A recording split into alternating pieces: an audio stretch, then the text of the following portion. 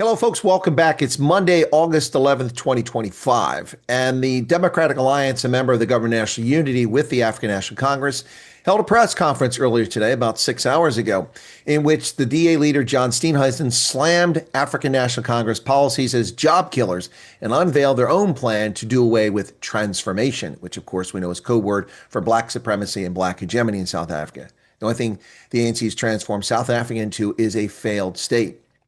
So this raises a couple questions. Is the government of national unity in jeopardy? Well, frankly, it's been in jeopardy since the moment it was organized, with the ANC betraying the two-party agreement to invite 8 other parties into it without any approval from the DA.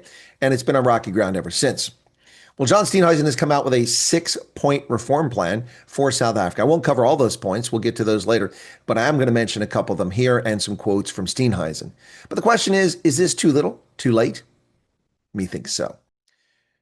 First quote from Steenhuisen: B-BBEE and racial quotas have failed, and together with expropriation without compensation, create an environment that deters investment, growth, and job creation for the majority of South Africans. 100%. I agree with 100%. But have failed, they never should have been implemented. That should be the statement. He continued, these policies are simply not fair. If they don't help the millions of South Africans who just need the government to get out of the way, these policies must go. Agreed, 100%. BEE only enriches a small number of elite connected cadres. It doesn't help most black South Africans or anyone else. Steenhuisen said the only way South Africa will transform is through fair, inclusive alternatives that can help lift poor South Africans out of poverty and onto the social mobility ladder. Well, I'll comment on that. The only way that South Africa grows is through a free market economy without racial constraints and a criminal justice system that prosecutes criminals and gangsters and takes them off the street and improves public safety, improving the climate for investment. That's the only way South Africa recovers, not lifting the poor out of poverty. The economy will do that. Just come up with the right policies and get the government out of the way. Steenhuisen said, we need to free up the economy so that South Africans grow their own businesses, creating millions of jobs in the process. The only empowerment South Africa needs is more jobs. With more jobs and a growing economy, many of our other problems will be solved. Well, he's 100% on that. Where has this John Steenhuisen been since they became members of the Government of National Unity? Frankly, where has this John Steenhuisen been since before he became the leader of this party? This sounds like the old John Steenhuisen. He continued, fix the energy crisis by breaking Eskom's monopoly over electricity generation by creating a truly competitive energy market, introduce competition investment into generation distribution, ring-fence municipal electricity revenue to maintain and reinvest in our crumbling infrastructure. No more bailouts, no more blackouts. Well, that sounds good, but he's still talking about municipal electricity revenue. Cities should not be involved in anything to do with electricity, anything to do with it whatsoever, other than zoning and ordinances on where things can be placed in the interest of public safety and power distribution. But municipalities should have no role in electricity. This should be completely privatized. So we differ on that point. The Democratic Alliance has announced these reform proposals aimed at empowering state-owned entities. Well, I'm in favor of destroying state-owned entities.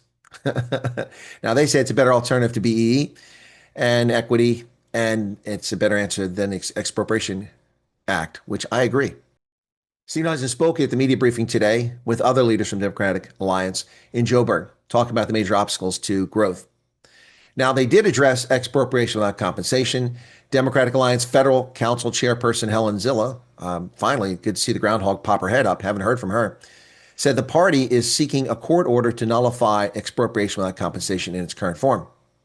During the Sixth administration, the DA firmly rejected the act, believing that no government in a democratic country should possess such sweeping powers to expropriate property without compensation. And Helen hits it on the nose. No legitimate government should have that power. Only abusive Soviet-style communist and socialist governments steal legitimate property from their citizens. And she correctly states property. She doesn't say land, it's property. Sounds like Helen is switched on. She continued, we have not forgotten that the apartheid government used similar powers to forcibly remove communities from their land, often with inadequate compensation or none at all. This history teaches us true redress requires protecting property rights, ensuring that no government is ever unchecked with expropriation powers again. And she's spot on. The irony, the hilarious, well, it's not funny though, the stupidity of the ANC in coming up with the expropriation of the compensation simply repeats what the National Party did. It was immoral then. It's immoral now. It doesn't fix anything. And it's time that these clowns pay attention to that.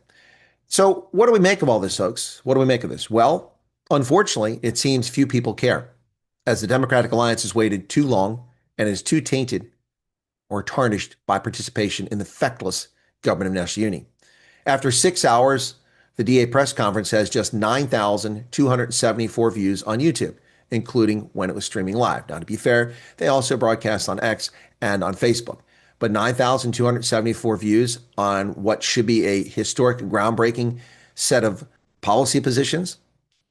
But where was this energy for the past year? Why has the DA been playing the role of the Byzantine Empire's castrated eunuchs, the Janissaries, carrying out the marching orders of their overlords in the ANC's GNU?